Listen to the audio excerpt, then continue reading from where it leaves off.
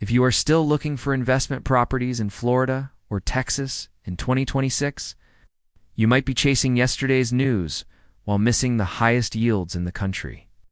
While the massive Sunbelt boom has finally cooled off, a new affordability frontier has emerged in states that most investors completely ignore.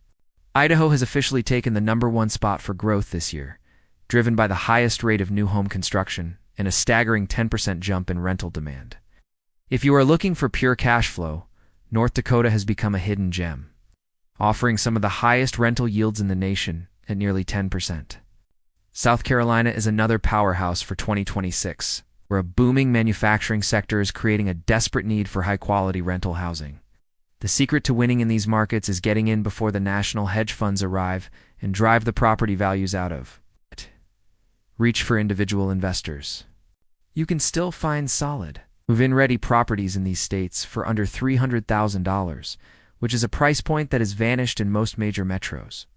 Stop following the crowd to oversaturated markets, and let's look at the data to find the high-yield pockets that will fund your retirement.